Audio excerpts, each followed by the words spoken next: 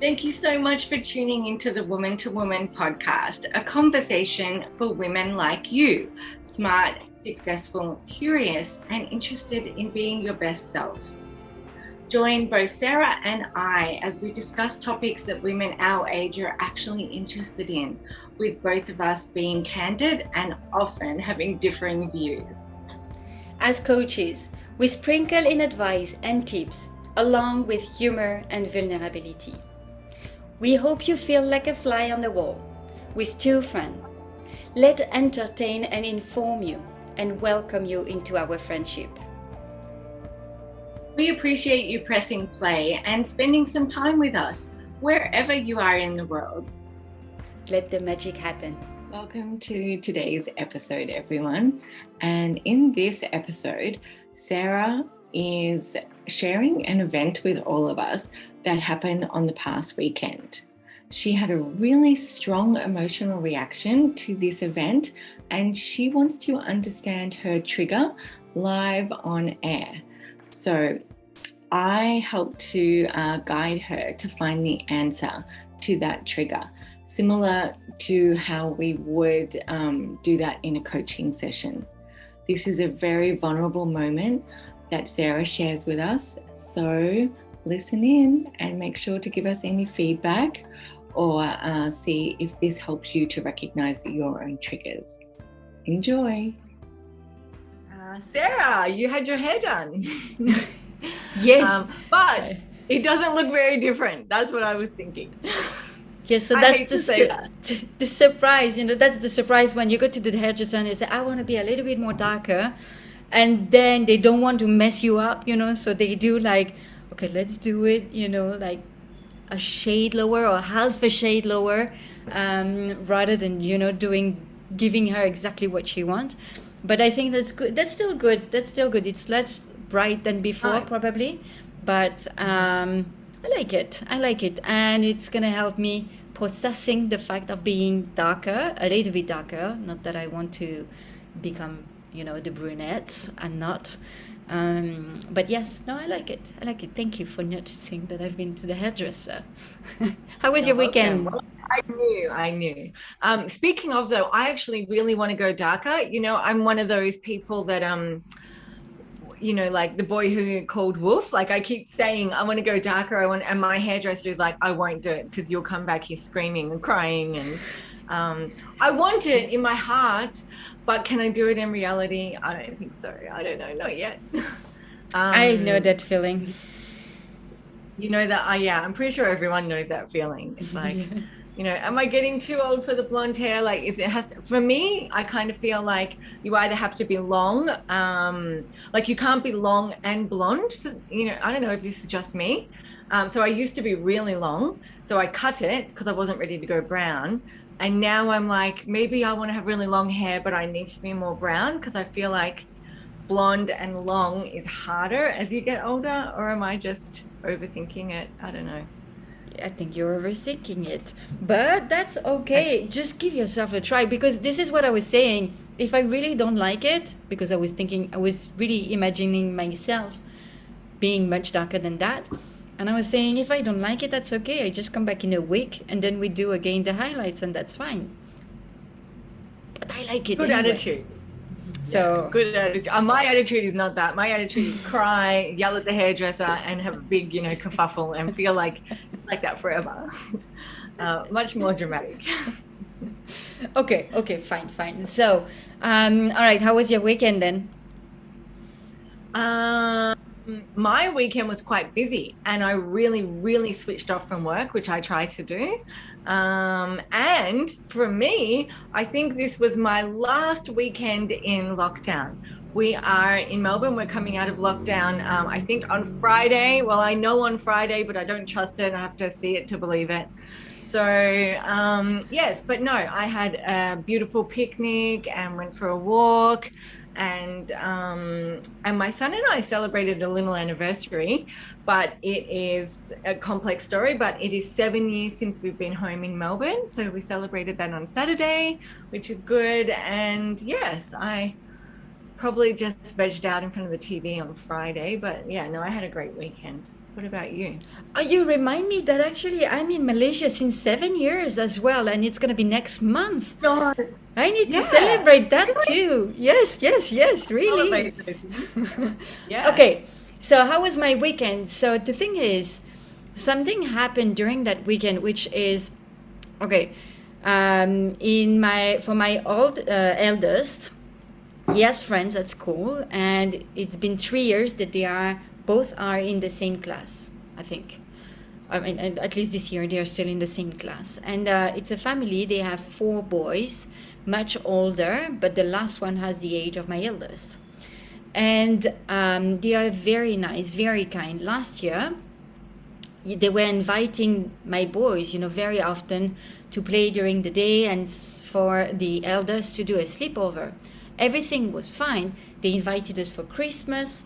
They didn't know I was vegetarian, but that's fine because they're Filipino, and in Philippines people are eating a lot of meat, but that's fine. And we had a really good time. I brought a piñata for Christmas, and then we were all enjoying, so it was really a fun moment. We really had a fun moment. But at that time, during the dinner, we just explained with Teddy, because Teddy was with me, and we just explained that we were separated, that we made the decision to live separately. And the thing is that after that, we went on lockdown. So life went on lockdown. Of course, the boys were not seeing each other because we could not visit the other. It happens in March when we reopened that I invited the boys to come over because my condo was accepting visitors, but not them. They declined it. So, okay, fine, no problem. And then we went back on lockdown for 5 months. Now that we are free, the visitors now are allowed. She called me back 2 weeks ago and say, "Oh, can the boys come over for a play date?" And I say, "Yes, sure." And normally I don't even stay. I don't even need to stay because they are doing their stuff.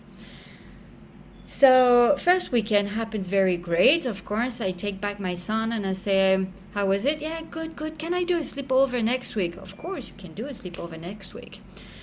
And so it was last weekend. So I dropped Miles, my son, I dropped them all actually. I dropped them all. Went back in the afternoon picking up the daughter. Then on the evening picking up my second son. And then I let Miles in this house. Anyway. Then when I arrived on Saturday evening, I could not see the husband, And I say, "Oh, where is he?" "Oh, he's having a meeting." Okay, fine. And then the following day when I was picking up Miles, so she was like, "Oh, but they're having a dinner right now. Can you come back?" And I was like, "No, sorry. I want to go home and take a shower, and put them bed. So can we just go?" And she said, "Okay, but come over just a little bit of time. Come over the time that they finish the dinner, and then you can go." Okay, fine. And I went there, but I felt not really welcome. I don't know how to express that. I didn't feel welcome. But anyway, I wanted my kids, right? So I went there. And so she was talking to me. She's kind. She's really kind. And then the husband was not around as well. But I didn't ask anything at that time. But she justified him and say, "Oh, he's having a meeting." So, okay, fine. And finally, he come out of the room. Does not even look at me. He does not even look at me.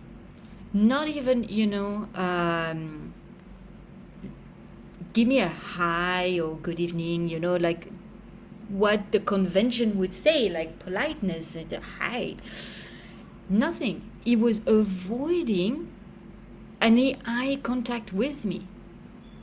And this is how I confirmed that I was not welcome to go up. And I did not understand that. At that time, it really triggers something in me. And I was like, what's wrong? What I did wrong, And this is what we call, by the way, the micro behavior, where people don't even notice. And I'm studying micro behavior in a corporate environment because we have those attitude that I don't know if it's meant to hurt me or not, but the thing is that it triggers something in me which I could not spot. What is it? And then I reflected and I was like, is it like I feel rejected? Or is it that I feel that I'm not good enough for this family? I don't know. But this is very, this kind of small micro moment, it triggered me. I mean, it didn't last very long, because the following day I was still thinking about it a little bit. But then after that I was like, okay, you know what? I don't mind. But have you already faced this kind of, micro behavior that you don't understand what you did wrong, and people don't even look at you, but they make you understand that you're not welcome? Well, relating it to the situation that you were talking about, I have felt it before when my own son has had an argument or something with a child from school. And my son has ADHD, so he can be a bit impulsive, and he has really close friendships, but occasionally, and this is another whole topic actually, kind of like the shame that comes around from, children who are not neurotypical. It hasn't happened very often, but so I'm really relating it to actually the situation that you had. But I have felt, and I'm not saying that what happened to you was due to your kid's behavior or your kid's relationship, but in a similar situation, my son has had an issue with that, child, and therefore that family, who it's never happened with close friends of mine, but it has happened with like school friends or, neighborhood friends. And then I have felt a reaction from the parents towards me, even though it was my child's behavior, do you know what I mean? And they should be adult enough to separate that. And they already know, that he can be impulsive and whatever. And this is when he was younger. So yes, I have. But in terms of, this is really like the episode we were talking about with where your life is speaking to you. Do you know what I mean? And the triggers that you have in the moment, you actually need to pay attention to them because they lead to something deeper. So maybe, what do you feel that, so rather than, worrying about the situation that triggered you, what if you think about the trigger? What was actually being triggered inside of you, do you think? I think it was a mix of things, but personally I think it was the rejection, like how come he can't like me? I mean, I didn't do anything wrong. And I was trying hard to find a reason, because I know I didn't think anything wrong. I mean, if they don't want to welcome my kids, then stop inviting them, I would say. So I know it's not kids related, because they are very welcome, and so that's for sure. And she's giving a lot of love to my kids, and even my daughter, because she doesn't have a girl, so she's borrowing my daughter. But I really felt that it was me. The problem is me. It's not my kids, and so I felt like rejected. Yeah, so that's exactly what I felt, because I could not understand what I did wrong to be treated that way. So instead of worrying about what you did wrong, when have you felt triggered? No, not triggered, sorry, rejected in your life before? I guess that would be my question. Like, when have you had that? Can you think of any time that you've had that same feeling? I had that. I had that definitely when I was a kid, because when I was inviting my friends going over, they would only play with my sister, because my sister was older. So it was like, the things to be fun to be with, like, oh, I'm hanging out with with the oldest person. She was just 4 years older. And then this happened a lot, actually, not being rejected by my mom or my dad, but these kind of things. I remember it was hard, because I would end up my afternoon with no one, because my friend was playing with my sister. So yeah, and I don't like it. I mean, I don't like it. I'm no longer a kid, but definitely it triggered something. I'm not this. I don't want to spend too much time, talking about that. But now you say it, it's probably something that I need to start working on. That rejection that happened. The other thing I wanted to say, because I know your human design chart, and I don't know how much we went into this, but do you know that do you remember that your main sense is feelings? Yes. And so you're strongest out of all the senses. So you can actually hyper vigilantly pick up, the vibe of the, house in that, or the vibe of her words, because I think you're trying to say that she was lying, right? So she was trying to say, my husband's not here, but in the end, he was in the room. And when he came out, he ignored you. Have I got the story right? Is that what it was? She was not lying. She was just, he was not in the living room. But I knew she was telling me he has a meeting. And sorry. So for me, yeah. I thought that was outside of the house, but that's an at-home meeting. Yeah. Oh, okay.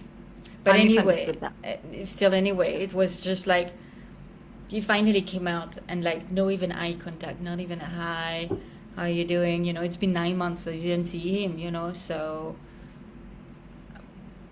maybe I'm too conventional. I don't know. But yes. Well, what I would say is just, maybe hold yourself and give yourself that compassion. Do you know what I mean? Like you had a bad experience there, and instead of focusing on them, maybe sort of focus on just caring for yourself and saying like, that was a shitty experience that you had to go through. You're right. And now, I can feel that the ego wants to step in as well. Because I'm like, if I'm not welcome, I mean, if you don't like me the way that I am, how can they love my kids, or are they trying to do a better job than I do with my kids? If they are in the judgment, because the judgment as well came in, not only the rejection actually. Like they judge me as they are very Catholic people, when we announced that we were separating with Teddy, maybe, they decided to reject us or whatever. I don't know exactly what happened, but that was one of the idea. I was like, okay, maybe, as we don't divorce yet, but as we're separating, maybe they don't like the idea and I don't know, or they judge us for doing what we did. But the thing is that now when the ego kicks in, I'm like, should I keep sending my kids over there,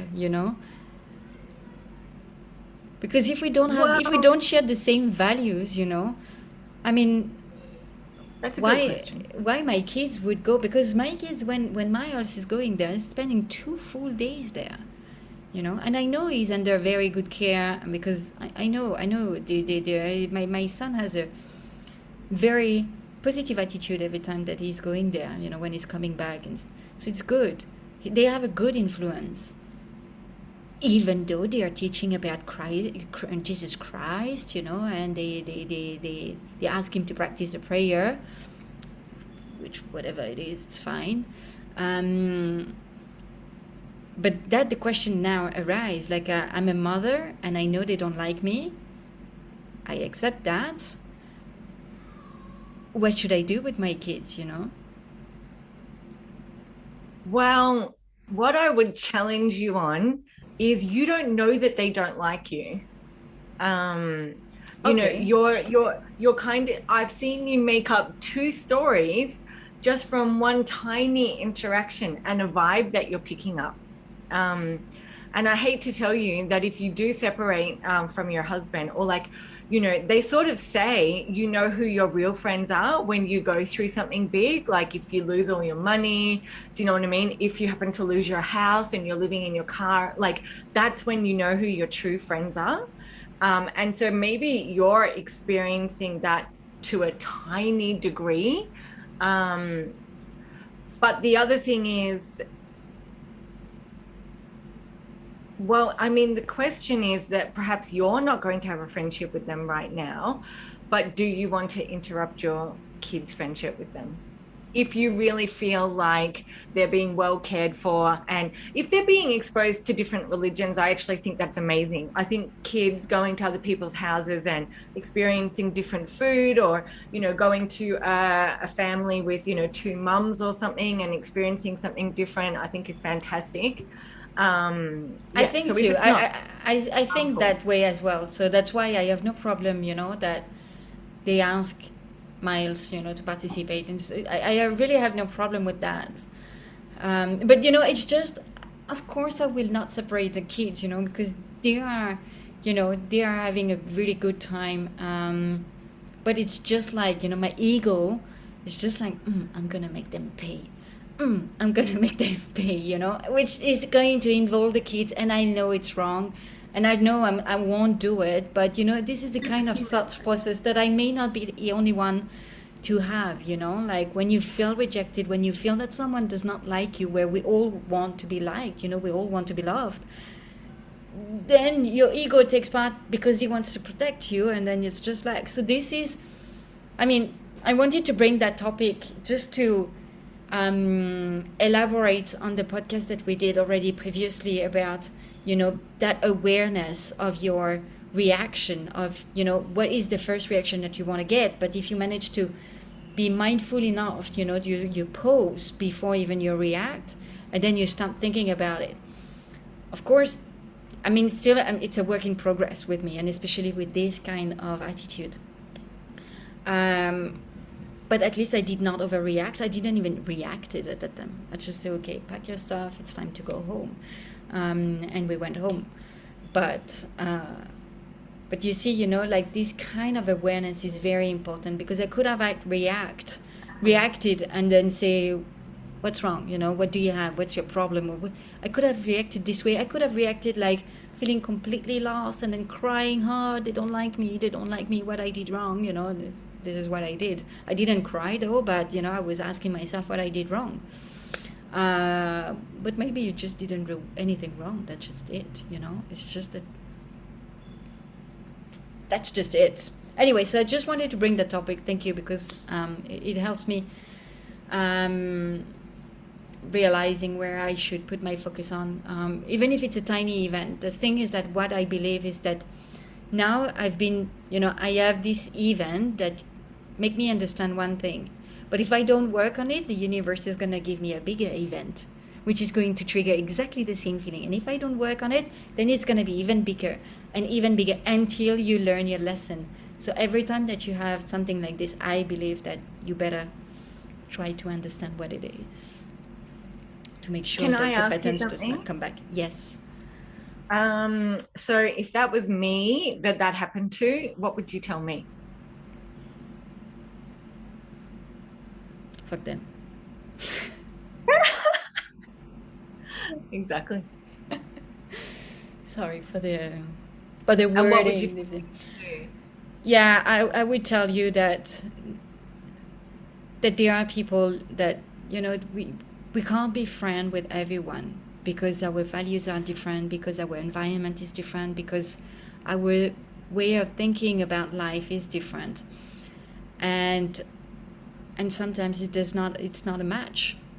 It's not a match, and I don't know what I would tell you, you don't know what they've been through during these 9 months of lockdown. You don't know what has changed for them. So this is what I would tell you. So, and I was used, you know, the 4, how do you call it? You know, that book, which is telling you, you know, the rules, 4 main rules in your life, and one of the biggest is the 4 agreements. The 4 agreements, yes. Don't take things personally. And so, yeah. Exactly. So, yes, I would say that. Don't take things personally, but use it as a catalyst to see what's underneath. Do you know what I mean? And it was, you know, when you watch this back or listen to it, you'll see that you made up 2 separate stories about what they were thinking about you, but you don't actually know.